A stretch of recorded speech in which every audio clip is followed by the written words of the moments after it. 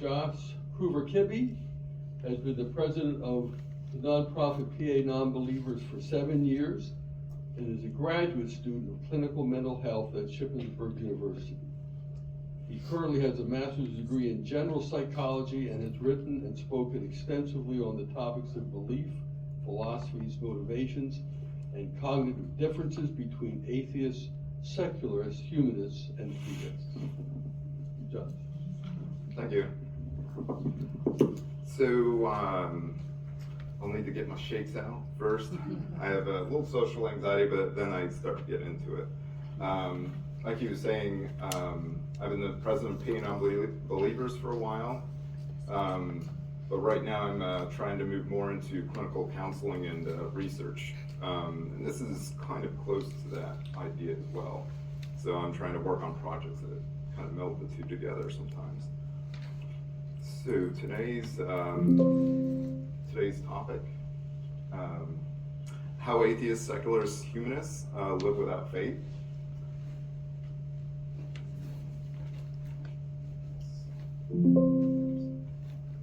Sorry guys, tech in, get the tech in. Okay, so the agenda today will be, we'll explore who are non-believers.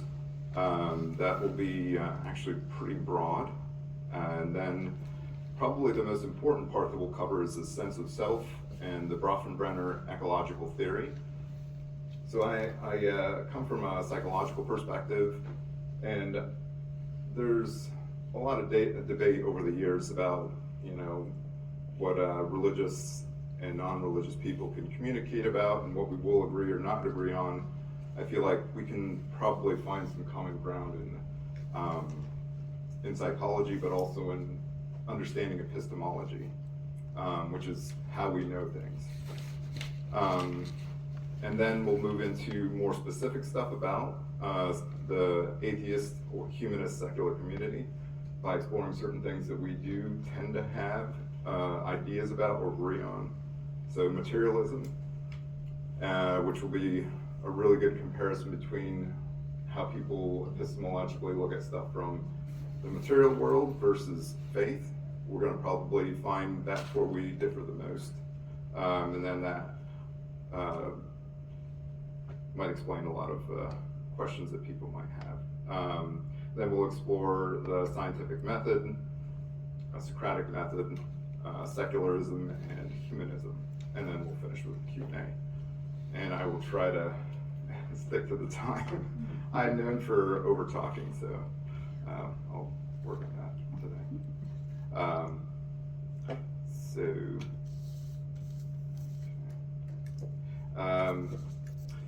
So this is the main logo for PA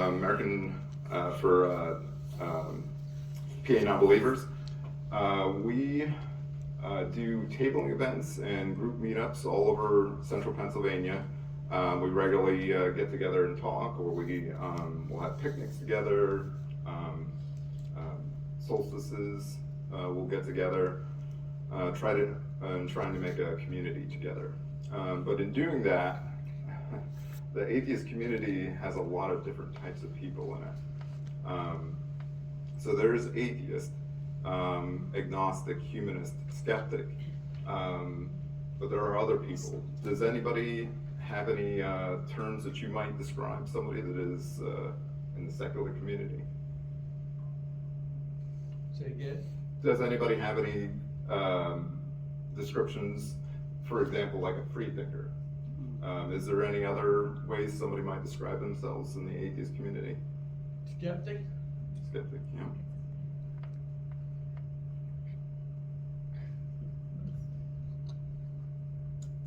I think it's interesting how atheists are portrayed in media, you know, like Sheldon in The Big Bang Theory, or Dr. House, or Bones in the Bones TV show. They're always sort of cold and scientific and logical and not necessarily big on a sense of humor or anything like that. Right. Is there something you would call that? Inaccurate.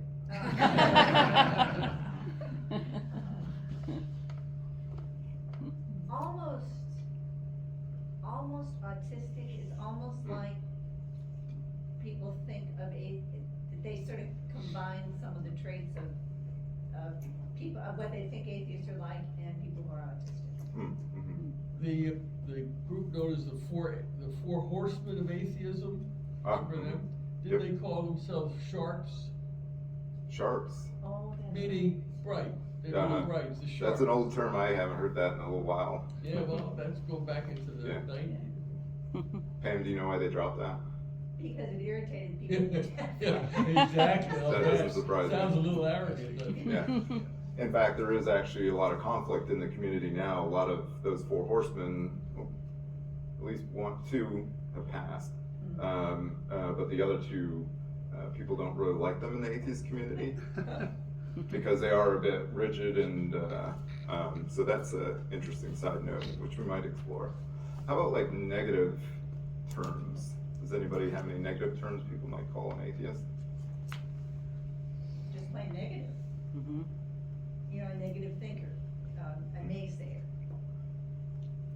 Communist. Oh yeah, communist. Especially McCarthyism back in the 50s. How about heathen? Sinner. We get a lot of different names when we're doing our team events. Was it historically heathen people that believed in other competing religions around the millennium? In other words, a follower of Zeus would be a heathen. I don't know if they had the concept of atheist per se. Right. You know, a heathen was somebody else rather than a non-believer. I like how you described that. Typically it was the others. Whoever wasn't doing what that group was doing, that's a heathen.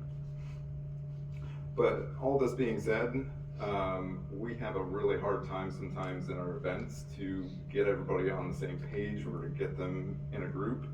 We have an ongoing joke about it's like herding cats for us because we have a lot of very individualistic people. It can be fair that there are some autistic people in the atheist community, just like it would be in church too. But those people will sometimes be like, I like these things and I don't like these things. So they might not participate in something. So it's difficult sometimes getting everybody to kind of come together.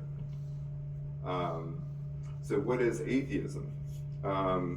This is a topic I try to cover as much as possible, especially in meetings like this, because it really doesn't mean much at all. It is exactly a without theist belief in a god or religion. That really is all that it means. There are a lot of ideas that society typically puts onto that, what an atheist is. Again, kind of has some participation with what are some things that people assume about atheists. Maybe their beliefs or what they do. That they have no beliefs at all. Okay. And of course, they may indeed have beliefs, just not in a God. Right. Any other? They're antisocial.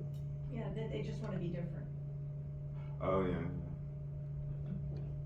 I think there's a perception among a lot of people that an atheist, a non-believer, whatever term we want to use, has had some kind of very negative experience with religion. Mm-hmm. Yeah. So they've walked away from it. I would say in our community that one is predictable. You might be able to find a lot of people that have walked away because they had a bad experience in one way or another.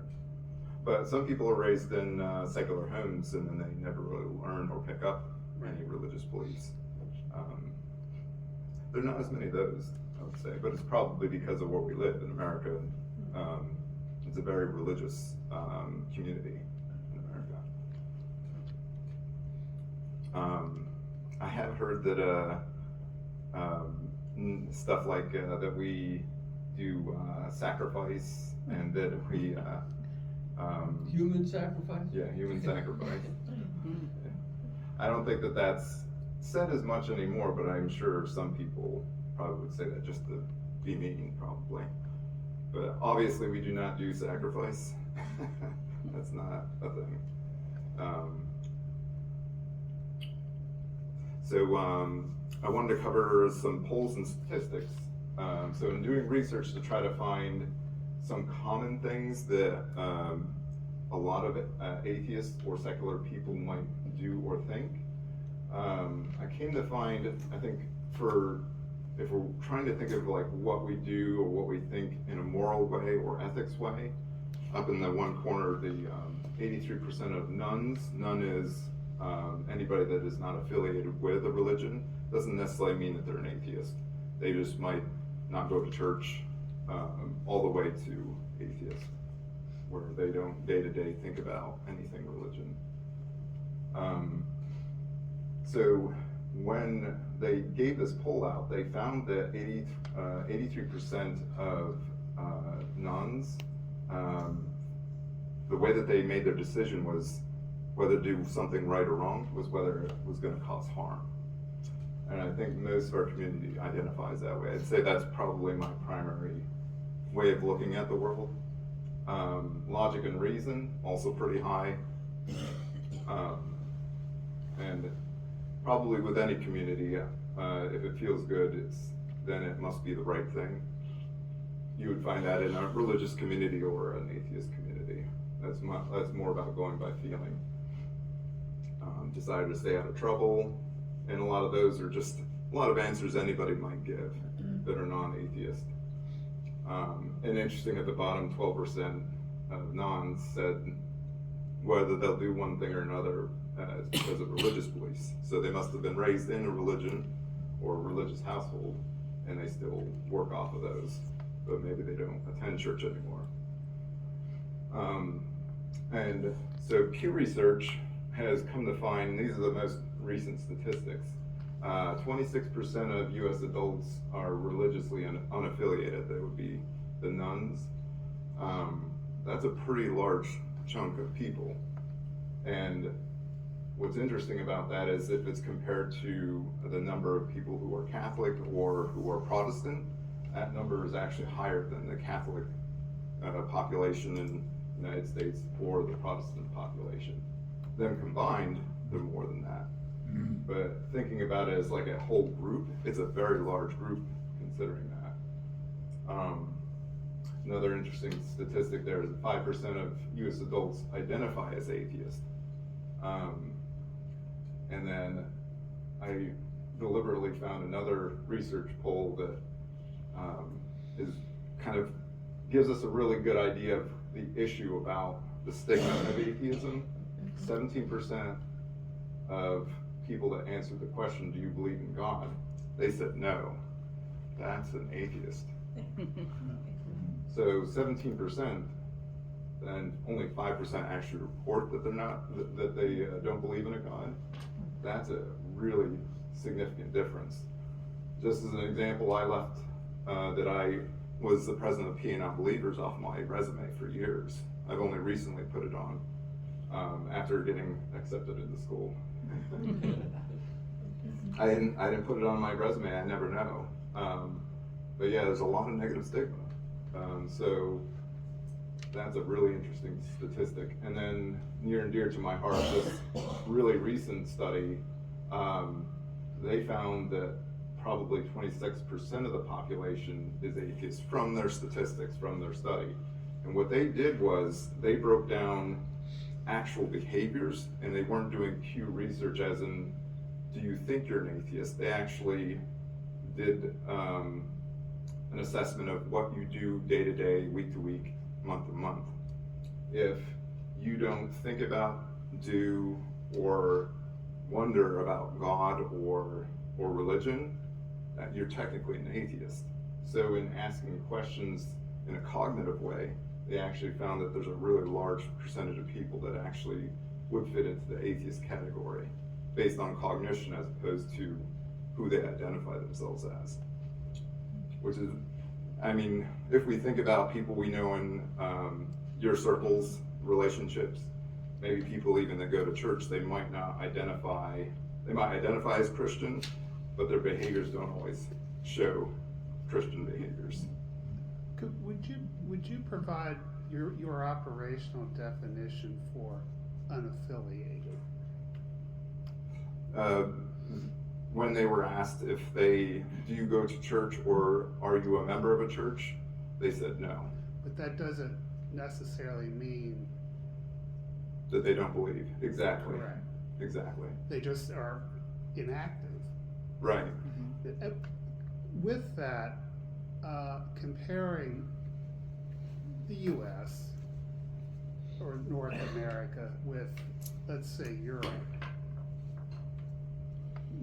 I'm speaking in gross generalities, but nobody in Europe goes to church anymore.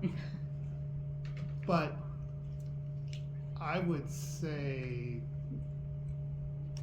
that probably doesn't reflect the number of believers. Exactly. Yeah. It's best to look at that as like a spectrum. Yeah. Nuns a category in particular, because the truth of that, nuns, it also includes people that identify as Wiccan, for example. We have a lot of members that'll come in and they'll say that they worship nature and crystals.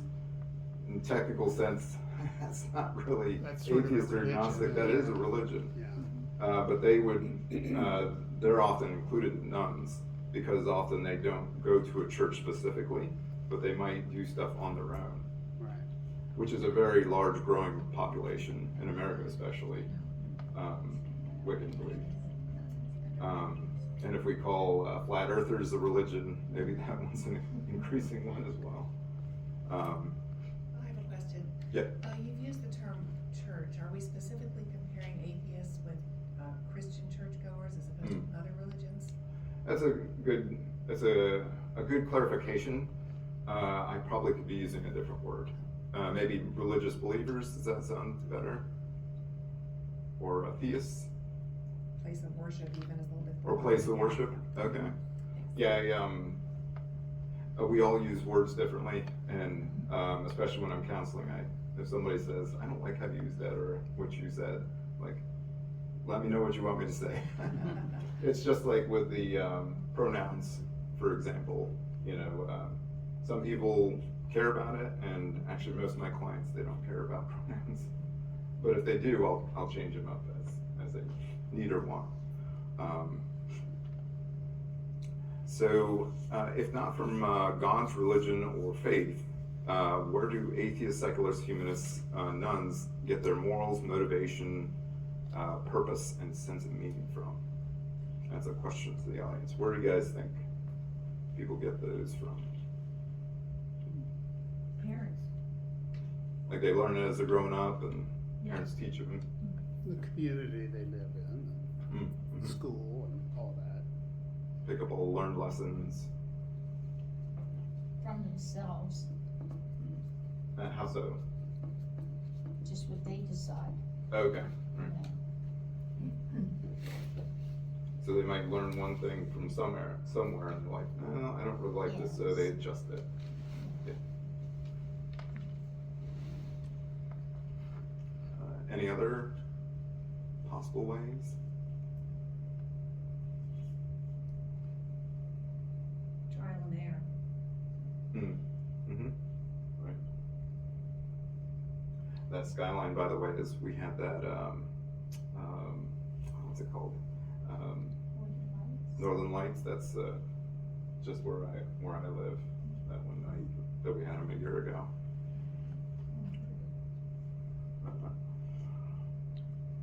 So, what I want to focus on is what I'll go to next. My answer to this question is a psychological answer.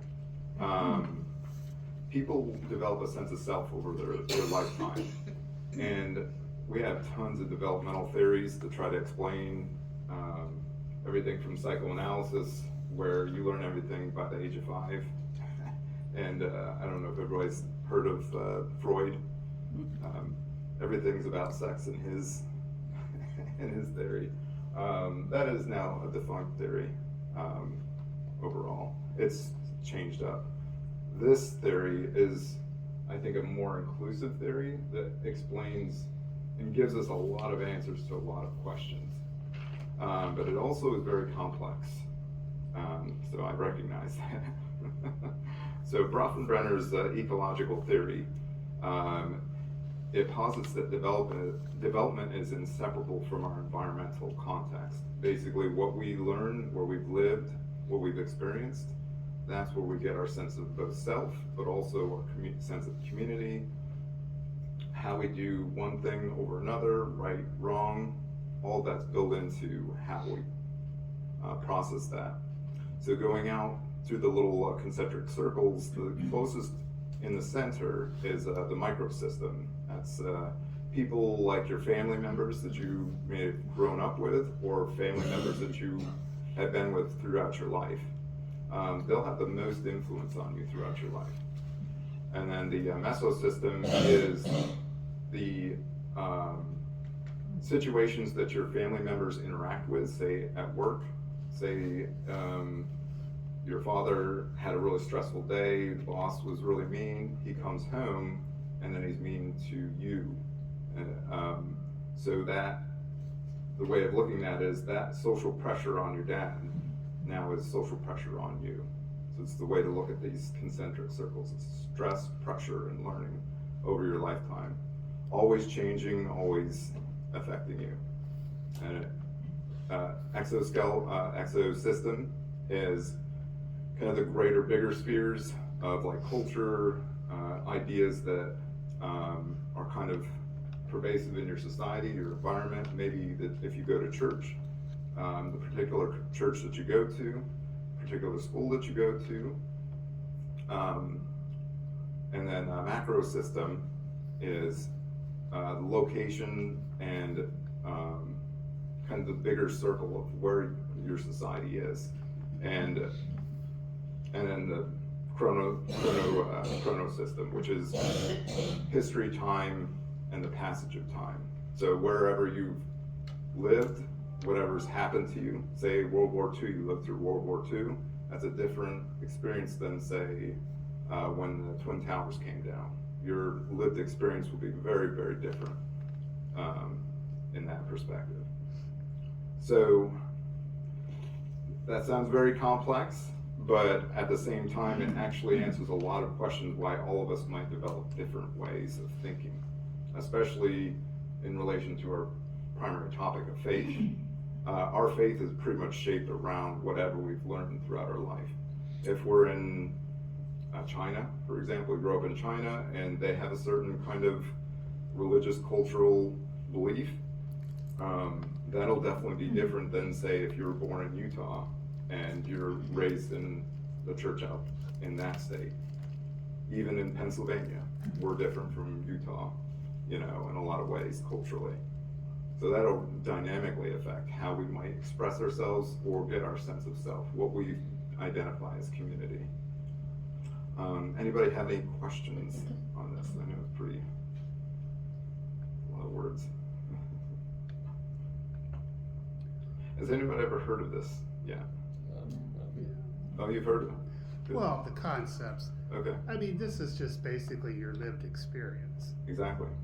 I mean, which is different.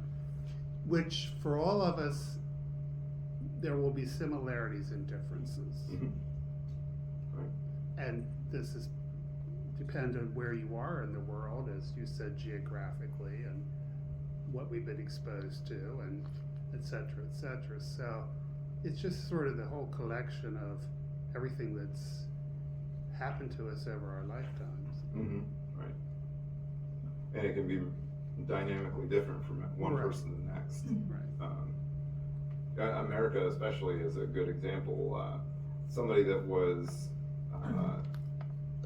that's lived their whole life, say, pick anywhere, but say the comparison of the person, two people living in that same place, one of them's black and one of them's white. Both of them, even if they had most of the same spheres experiences, they will both probably have dynamically different lived experiences and understanding. Right. Because in the exosystem for a black person, there's a lot of racism and they'll feel that pressure their whole life. They may even struggle with identifying a sense of free will or a sense of can I achieve things? Are people going to keep me from becoming what I would like to be? whereas the other person that's white might not have had those same. Well, we're social such pressures. with our long history of immigration, we all have brought different things. Mhm. And that would all be, that's just a better way of looking at the differences that we all have. We could be first generation, we could be 10 generations removed, but the family has held on to a lot of the cultural values, say. All that combined will define a person very significantly. As a counselor, as a psychologist, this is the way I look at people so that I'm trying to meet them where they're at, as opposed to just assuming that, oh yeah, you're either totally wrong or you're totally right based on superficial things. I need to actually hear their history to know them or to understand them. Relative to what we're discussing, trying to understand why an atheist might not work off of faith, this is a pretty good example of how that could occur. And we could actually narrow it down and figure out what that might be.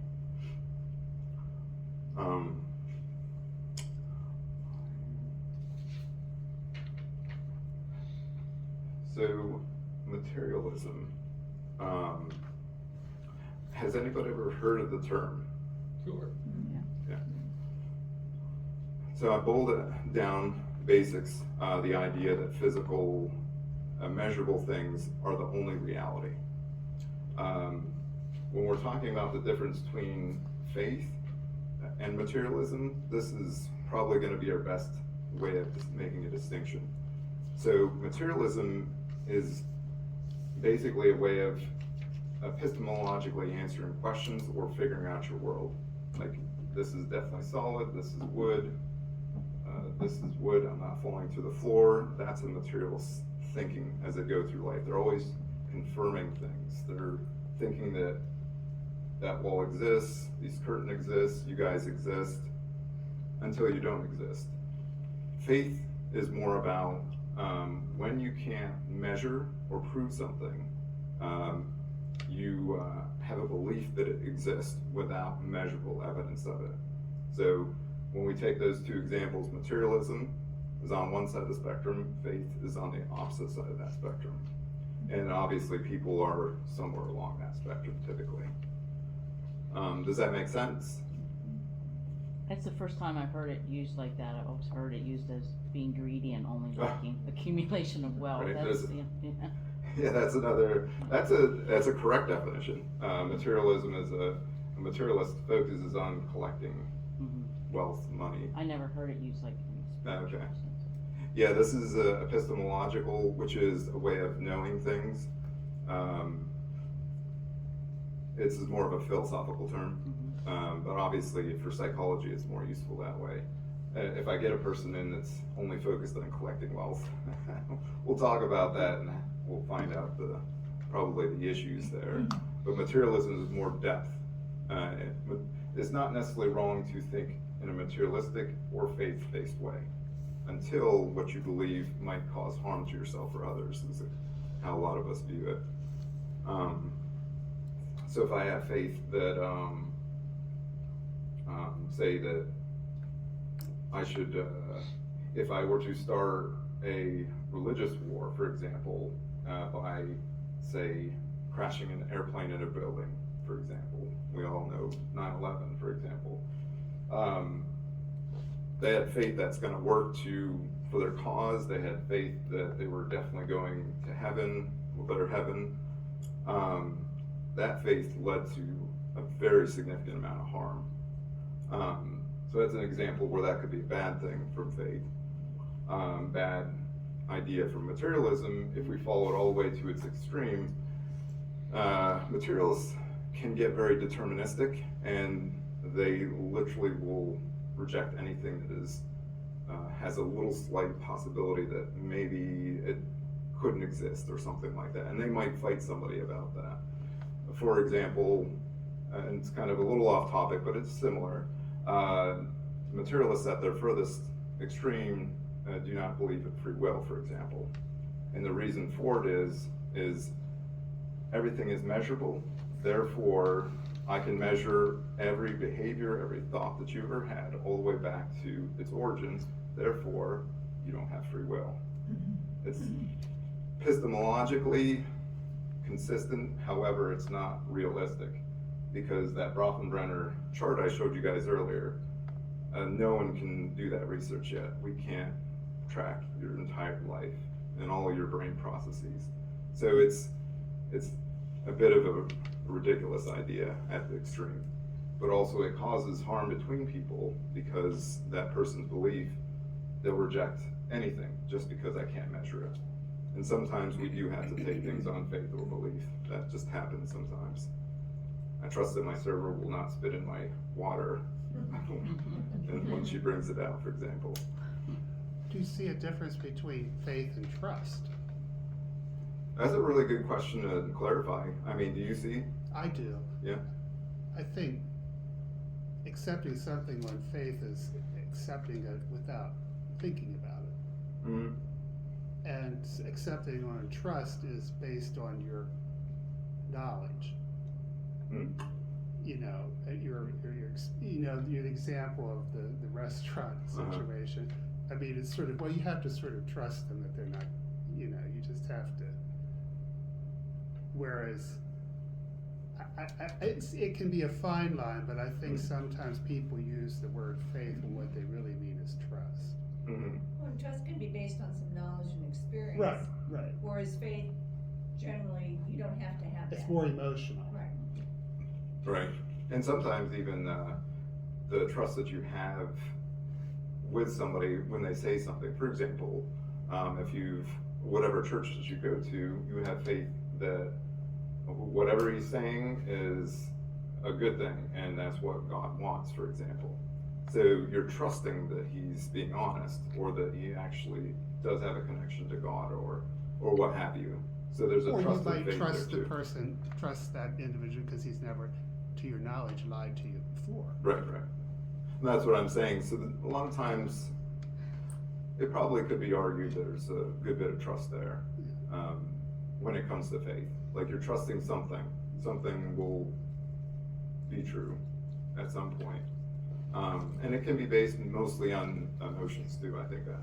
We might even be able to find a spectrum if we really talked about it and got into it.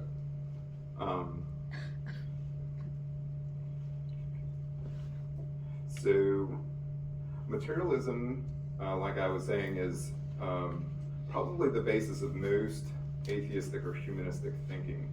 It's the epistemology of how we think and rationalize.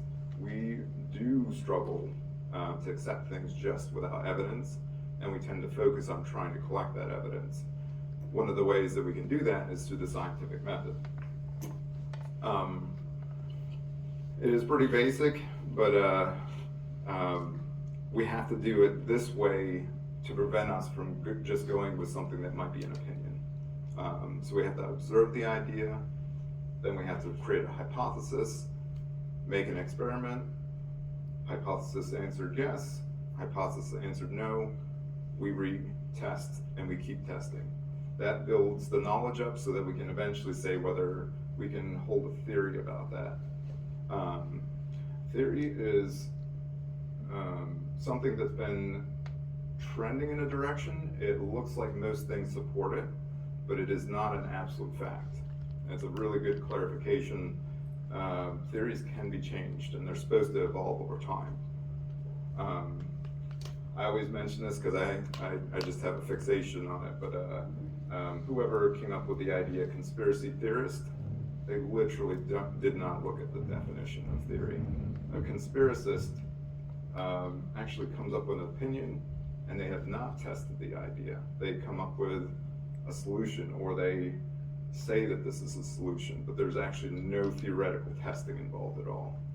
So I wish they'd take that word out of our lexicon and start calling them conspiracists or people with opinions, because that's all it is. A little bit.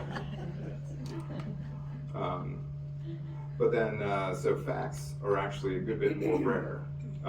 Theories are not facts. Facts are things like 1 + 1 = 2. That's measured, always happens exactly the same way. we're pretty close to some theories becoming facts, but there's some areas that we don't understand how it's working. For example, theory of gravity. It's still a theory. And the reason it's a theory is because we don't get all the minutiae of how it works.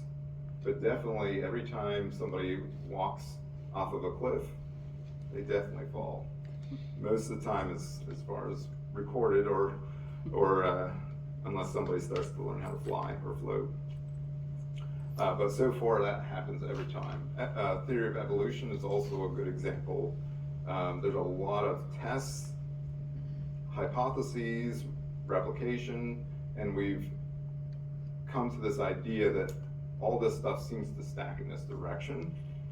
However, is it possible that somebody might have actually put all that stuff there? Say, we have heard at our tabling events that maybe the devil has put all these things like fossils in the ground to fool us into believing that there's no God maybe, or to lead us astray. It's possible.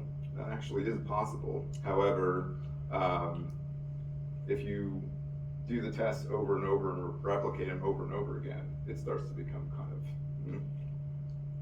which would you support more? Something that's been tested multiple times, or something that is just an idea? Another common idea that a lot of atheists and secularists have, they use the Socratic method, which is an epistemological way of exploring ideas in particular. So it's a dialogue. It's an interaction that you'll have with any person, or even with yourself, where you ask yourself a question, you answer the question, and continue and build and build. And there are limits to what we can know, and that's how we'll find it with Socratic method. Some people have in our community have a problem, struggle with Socratic method, because they prefer the materialistic way of things. Things need to measure out, and that's all they want. Anything else, it's just too difficult. It's too, there's gray areas, and they feel uncomfortable with gray areas. Truth about socializing and interacting with people, you're gonna have areas where you don't know what we're thinking, saying, believing, or feeling. It's part of being human. I gave some examples up here of some of the stuff we do at our tabling events. We do what's called street epistemology, where, and the purpose for it is we'll have people that will say that they're Christian when they come up to our table, and we proceed to ask them more questions, because what is Christian? What is Christian to them? How do you practice your faith? What do you believe? Because the truth, in America, we have probably over 500 different versions of Christianity alone. We also have mixing of like Buddhism with Christianity and lots of different Buddhist beliefs. So there's a long list of different religious beliefs people have, and also ranges of how much they actually follow those ideas or beliefs, such as with the nuns. A nun may not attend church, but they may actually have a lot of those beliefs still.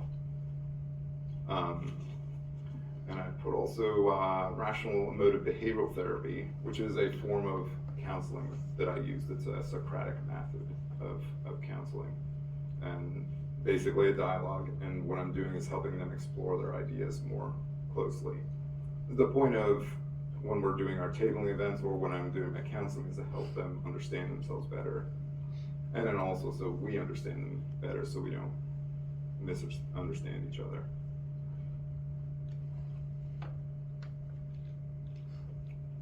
Secularism. So secularism is a philosophical and material worldview that humanity, reality, ethics, and social constructs such as government can be understood and explored and function separate from religion. Still based on materialism. So the whole idea is everything that we might conclude, we can conclude it based on logic, reason, math if we need, and it's good enough. We don't need to believe in a God, say, to make a rule, make a regulation. It can be done separately. A lot of us in our community are pretty strong proponents of the Constitution, and especially the First Amendment, which is separation of church and state. But it's also freedom of religion, which means anybody can believe what they want, and as long as we're not forcing each other to believe certain things, we probably will, or at least they thought, we'll always get along. However, if we have one church in charge, like I was saying before, we have like 500 different versions in America. Not everybody's going to agree with that one being in charge. And that's what the Founding Fathers understood. It's, in one way or another, you're going to have people arguing and fighting about it.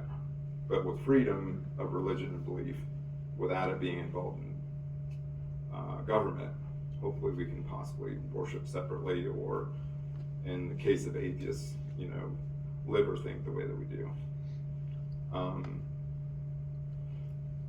Does anybody have any questions or thoughts? I have talked a bit.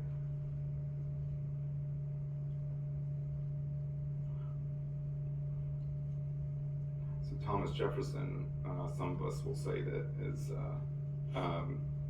is likely an atheist. He was a deist, or the way that he described himself. He made his own Bible back in the day, if people have heard.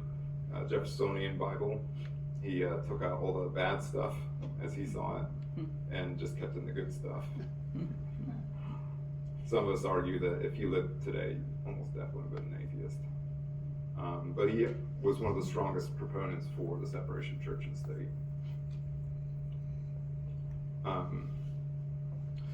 So I thought I'd cover some specific organizations. The Humanist, American Humanist Association, they have the Humanist Manifesto, which has main ethical guidelines. It could be argued that some people might believe them as a faith-based system. I think that would be a fair argument. But as we read through these, does anybody identify with some or all of these?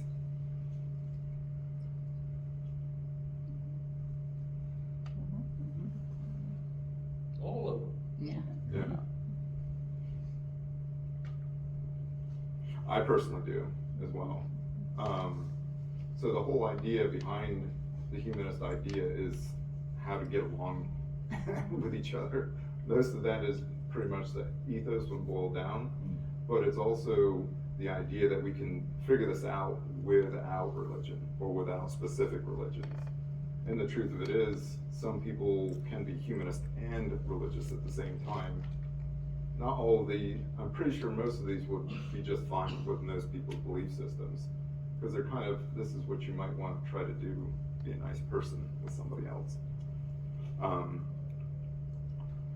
So that being said, if people wonder if an atheist can have values or beliefs separate from religion, here's one example. Not everybody that's an atheist is a humanist, but most humanists will identify with these and say, like, yeah, that's me. So our organization, we have 4 main ethics codes as well. Before anybody joins our organization, we usually have them read these and see if they actually agree with them before they sign to become a member. So some of them are a bit challenging, they may not agree with. But they generally line up with most humanistic ethics codes.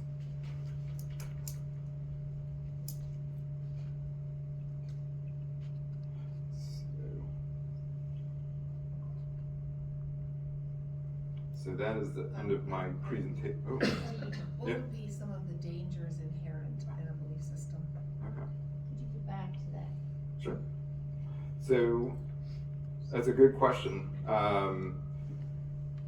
Not all religious beliefs are the same. Some people And some religious groups can do almost completely good, that's for sure. But there are sometimes bad things that come from religious belief. It's getting to be one of my more favorite examples because it's pretty extreme, but it's a good example of that in particular. I had a client several years ago now, so I got her after a bunch of things that happened, and what happened was she tried to commit suicide. She wasn't successful, but she got into counseling, and as she was getting counseling, she became more confident about who she was and started to identify what the issue was. She was questioning her sexuality, and come to find out, she was attending a church that was very evangelical and very anti-LGBTQ, and her mom was as well. So when she became more confident, she actually came out to her mother, and her mother kicked her out of the house. And then CYS got involved, and there was like a year of her being in foster care, and then that brings me to when I saw her as an evaluator. And the session was about, should she go back into the home or not? Is it a safe environment?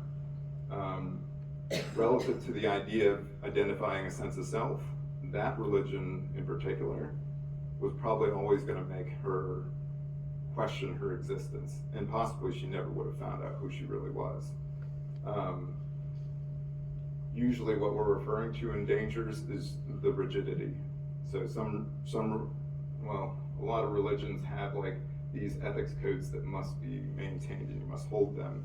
There's points sometimes where they come up against things that need to be more gray. So the LGBTQ community and some of the biblical teachings, they're on the opposite end of the spectrum. But there are definitely religious groups right now that are very pro or supportive of the LGBTQ community. So, Or religions that don't believe in using doctors and hospitals. Right, that's an example. Yeah, it's in our discussion in particular, thinking about faith, I think that's probably the primary issue. As in the most dangerous thing is when people accept something out of faith without question, and sometimes that leads to danger. It doesn't necessarily have to be from religion, but religion has a special place in our society and in our minds, where sometimes we'll let it have more control over us than maybe we should, and maybe we should use more rational thinking for certain situations, like what you were saying, not seeing a doctor. Yeah, so that's maybe one of the more good examples.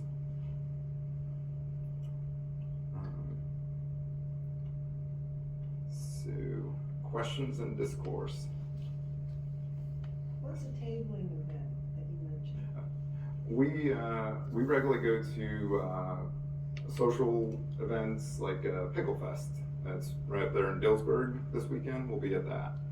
And then we'll set up a table and we'll talk to people. It's our way of outreach and talking to people, letting them know that we exist.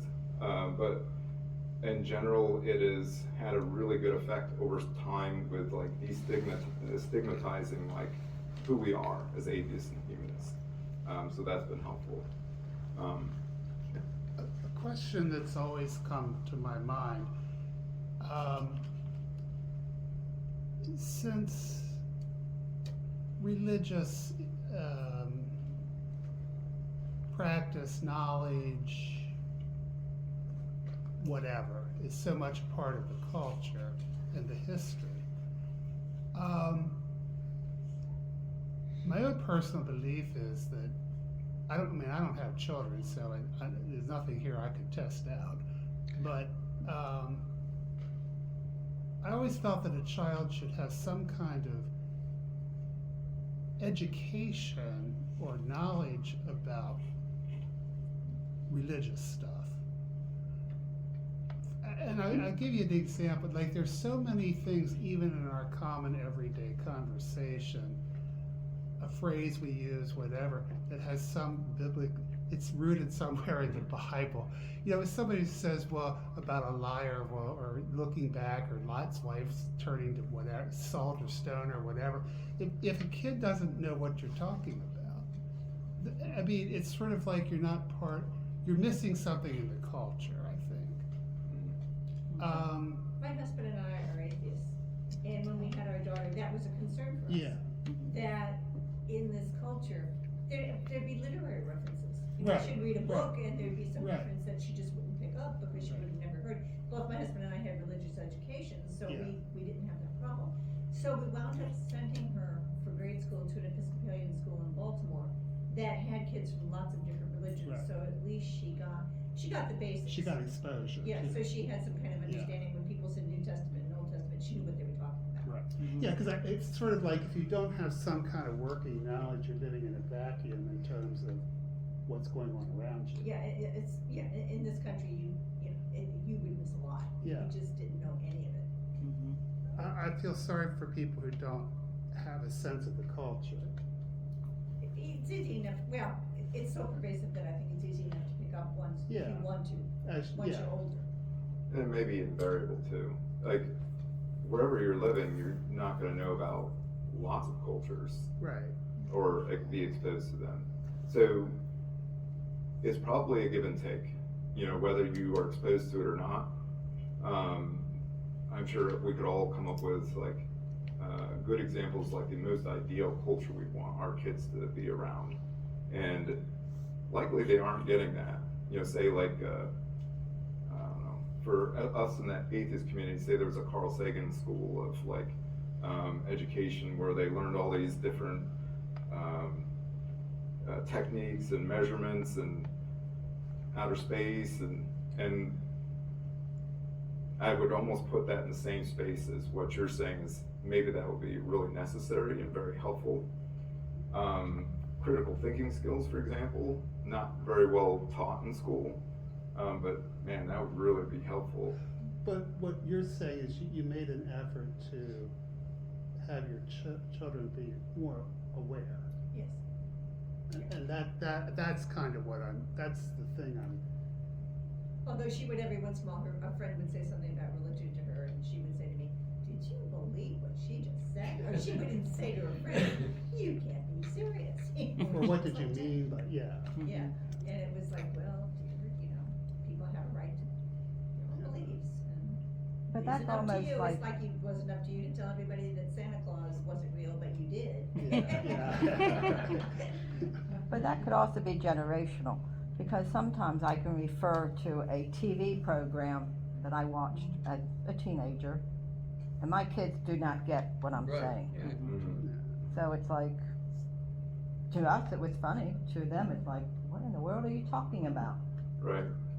And that's the complexity of the mind in our lives is everything is relative. You know, what we are exposed to, we may or may not understand something. There's definitely some stuff I wish I wasn't exposed to. It would be fine if I never knew about certain things. For example, I actually did read Pentateuch, the first 5 books of the Bible. I had to in school. After the Pillar of Salt, I got to read the rest of that story. Can't unread that story. There's a reason why in the youth group they don't typically tell the full story of all the different things that happen in the Bible because they're pretty bad. I had hermeneutics, if anybody's heard of it. I had to compare and contrast with 2 different Bibles, and that was devastating because it was pretty terrible stuff. So yeah, my thought is it's a give and take on exposure, especially when I'm working with my clients. I'm constantly making a decision of what might help them the most, and it's not everything. Exposure to everything's not the answer. Whatever's relative to them and their lived experience might be necessary, and it may not include religion sometimes.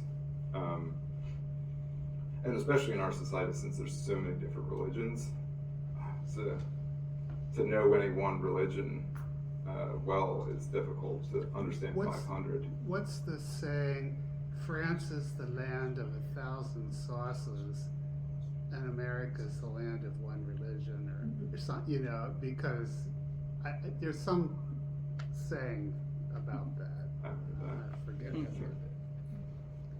But that is a complication in the sense, if you have a sense that there's say America's a Christian culture, then what happens is you start interpreting other people within a lens that's not necessarily them, right? Right. So the difficulty is that somehow they don't belong or something because they don't believe as I've been taught you're supposed to believe if you're an American. Right. Yeah, so that's, I guess that's what I'm kind of making the point of. It's not necessarily bad, but it could be bad. It depends, you know, what's relevant, what's important to you in life. For me, especially working with people regularly, critical thinking skills and processing skills, that's probably the biggest deficit for society. That one's huge. And then, for example, you guys are doing continuing learning. I would say this would be awesome for everybody to do, but not everybody does. It's very, very beneficial to the brain, and it actually keeps creating new neurons.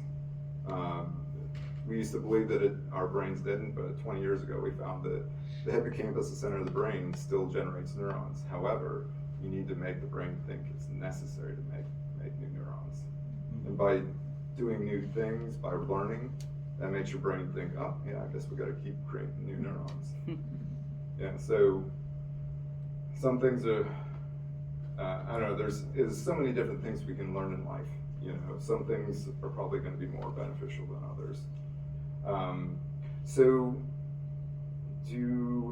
does the class feel like I've answered the question how atheists could possibly live or be motivated without faith? I think one of the reasons I came is because I don't know how to deal with questions like what happens after you die and why do terrible things happen to good people. So certain religions have ways of helping you cope with that. So how do non-believers reconcile those things or deal with those in their minds, I guess? Yeah, that's a good question. It's the same answer as what we were talking about earlier. It's like whatever you learn throughout your life, that frames how you might understand the answer to that. So for example, me, it might be a different question, answer from somebody else, but personally, it makes it more present, death, survival, sentience thinking. So I regularly discuss with my wife and friends the idea of death. You know, what are we doing? How are we doing? Do we feel like we're still living in purpose and meaning? So I actually visit that question regularly, and probably with my wife quarterly. We'll just have a 4-hour conversation. We'll be tearing at times and laughing at other times, and we're engaging. And I'm wondering sometimes if, because we're atheists and we don't believe that there's like some place we're going afterwards, it makes it more real and present. So we have to deal with it more often. Therapeutically, that's actually good to do that as much as possible, regardless of what you believe. But that's how I deal with it. I regularly think about it. You mean you discuss, are you making the most of your life now? Yes. Yep. And then if we find that we're not, we're like, we should do this. We should hang out more. We should do gardening to relax more. We should go exercise. Like that's how we think about like what we think of necessity. It clarifies things a bit, you know. But I don't know if this would be helpful at all, but I wrote this on the board as like a way of referring or looking at how we think. Some people would say like who we are, what we become is partially like our genetics. Sorry if I haven't used chalk in forever.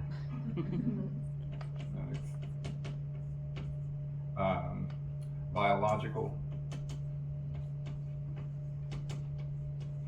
So all of our unconscious stuff is within this triangle. So everything we've learned is over here. This is like where we go to church maybe, or We've learned to maybe use materialist thinking, maybe from Carl Sagan's day. And up here, we frame our thinking around what we're thinking in the moment, our cognition. And as this comes from the unconscious and all the information, the way that we've understood life goes through this, this is our interpretation.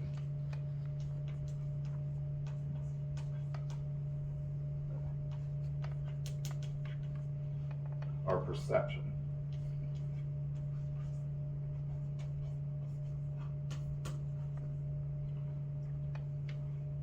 So every single person, this is the process of the brain. We're using a lot of biological processes, motivations. We feel hungry. We get signals sent, and we think to ourselves, I could go buy a sandwich over at this one store, but I don't know if I'll be able to afford it. Whatever process you think. So there's basic stuff like that, and it's all the way up to where do I go when I die? You know, all this stuff that you've learned throughout your life, you're going to process differently and have different interpretations and perceptions. Religious or non-religious,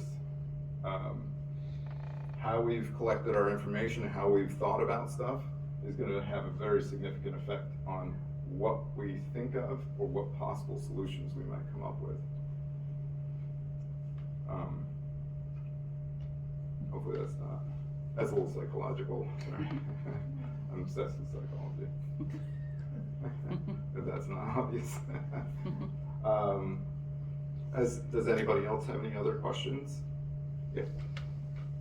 See if I can say this easily. My old office mate, who I knew very well for years and years and years, suddenly became an evangelical Christian. Oh, yeah, sorry. Oh, well, Yeah, what was I thinking? nobody else is having to use it, I don't know. Hello? There you go. Anyway, my old office mate suddenly, after years, became evangelical Christian. So we had a few conversations about it. Now, I guess, I don't wanna say none, that's bugging me. Sounds like Catholic. There's agnostic. Agnostic, probably, really. And she would try to explain to me what she thought, and at the end of one conversation, she just called me, "You're just a relativist." And I thought, yes, I am. I mean, because it felt like she believes there's just one right answer to everything. And what you were just saying there is, I guess that's something, I see gray, I think gray is the way it really is. I mean, yes, you can see it from that way, I can see it this way. Why isn't that okay? Mm-hmm. I felt very judged by her in that instance. Right. Even though I was trying to listen politely and understand and argue a little bit probably. And I mean, this was years ago, so I don't know. So can there be? Well, relativism, most of psychology, that's the way it works. And I'll be honest, there's a lot of pushback by a lot of different types of people. Materialists, when I covered it earlier, they're the ones that probably have the most issue with it. In particular, like I said, with like free will. I don't want to get too much into the details of it, but the rigidity, the deterministic epistemology, how they think about things, there must be an absolute answer. That's a materialist on that far end of that spectrum. Right. It's so much so that they will refuse to see any other options. But they're not just materialists that think that way. Anybody can be deterministic thinking, and it could be for a lot of reasons. I think for some people, and it could be for even your friend, I don't know, but it's sometimes a belief. It's so important to the person and how they view themselves that to lose it is just about like death. It's terrible to them. So that may be what the push was for you. You know, why she was pushing. Yeah, relativism is really scary for a lot of people that are deterministic, because the gray, the unknown, the possibility. But a lot of atheists, that is kind of the whole way we live our life. That's how we look at it. Yeah. But you'll find atheists that struggle with that. That's for sure. This really isn't a question, just like a sharing of a life experience. Back in the 80s, I went here and I had a philosophy course. And the professor, and I was raised Catholic, and the professor, like I think it was the first 3 weeks, went through all the arguments for atheism, no God, and he had most of us changing our beliefs at that point. And then what did he do? The next 3 weeks, he argued for a God, and then at the end of those 3 weeks, we didn't know what to do anymore. That's the way it should be, isn't it? But that's the right way to explore the epistemology. I think if we would do that more, I think even the more common religions might get more healthy. Because you really need to, like, the rigidity is probably the issue. You know, I do like the Universalist church and the way that they kind of expose people to a lot of different ideas. That in general is very healthy for the brain. But when you teach a very rigid, it must be done this way, that's probably the thing that messes people up probably the most, because they may not be able to get out of it. But if they have a philosophy teacher, that might be that could be super helpful.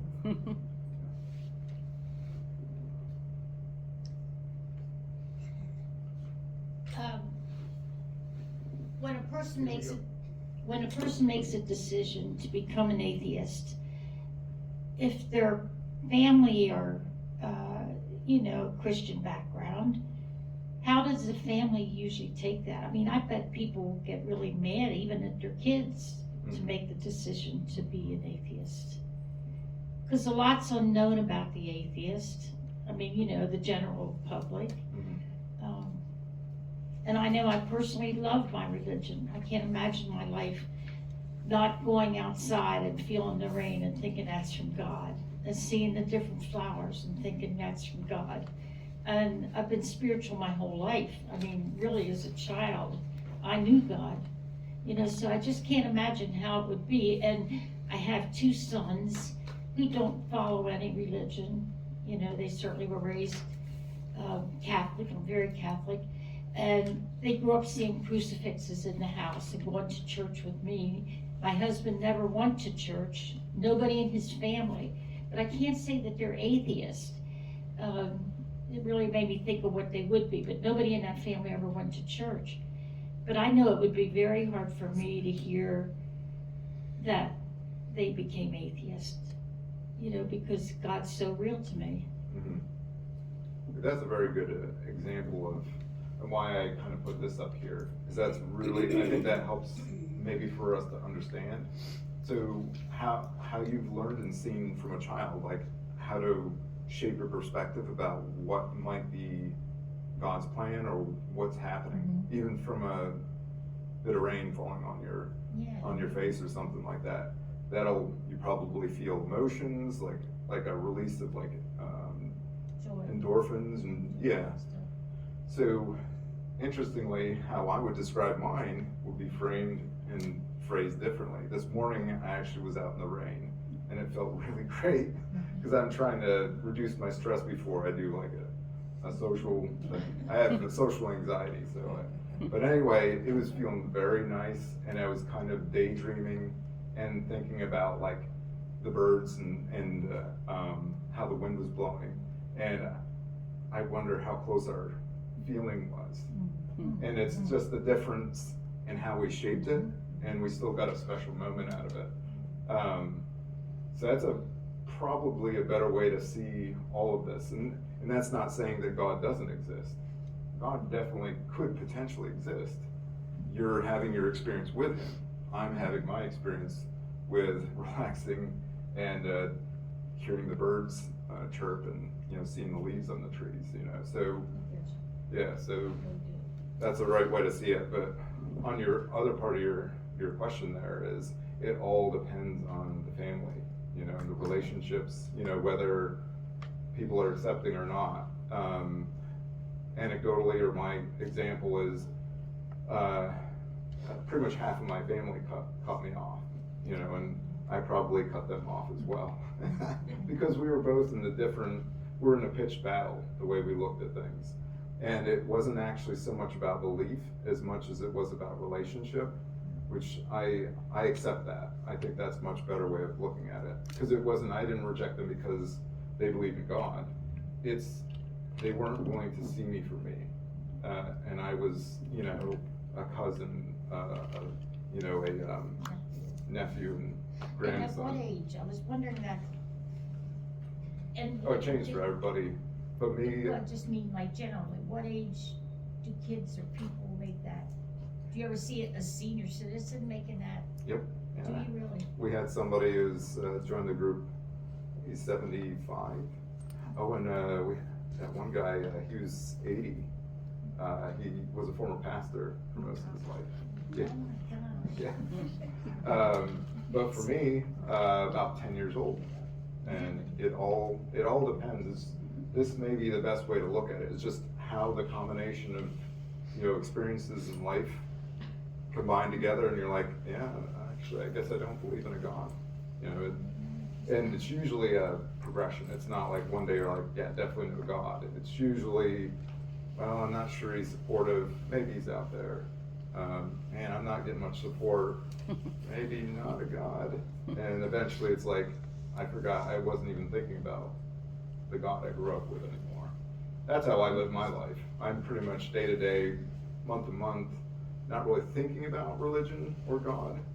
But I do because the way our society is right now, they're kind of putting a lot of pressure on a lot of people. Have you ever known any atheists that made a decision to become a Christian then? Yeah. In a psychological sense, the way I look at it is the person, like I said, it was like a step. You're going through a process.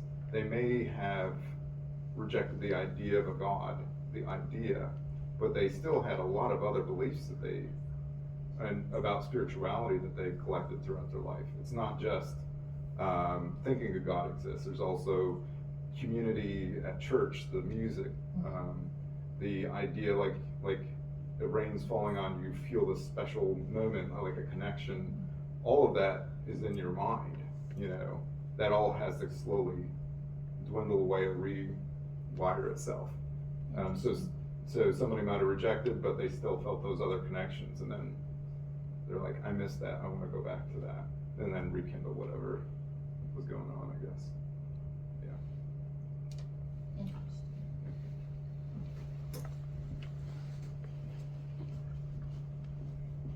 Okay, So the way I look at, I'm sorry, the way I look at it is, you know, I was born a woman or female. I was born white, but I wasn't born religious. You know, it's something that's taught to you, and if you're not taught it, you know, I mean, you can make your decision later, of course, but, you know, it's, you know, like when she's talking about like the rain and stuff, yesterday I was sitting in Cherry Lane listening to kids play music, you know, and I looked up and there was the tree was there and there were birds flying and the clouds, and it was just so beautiful. It never occurred to me to say, thank God for that. You know, it's just life. It's just the way we are. That's a good example of how you frame your world. Like it didn't even occur to you. Whereas that's, For me, it's gonna be. Yeah. You know what I mean? It was just spontaneous. I think that's what I meant to try to get to with describing how an atheist might live without faith, but the truth is we all live a certain perspective, and we notice some things, and our brain also hides certain things from us. You know, we're hearing all this stuff right now, but like I hear a little something over here, an engine or something, but most of the time it's been blocked out, you know. Our brain blocks certain things out from our lives and our thoughts. So it's a good way to look at it, and maybe we can have more understanding for each other then because of that.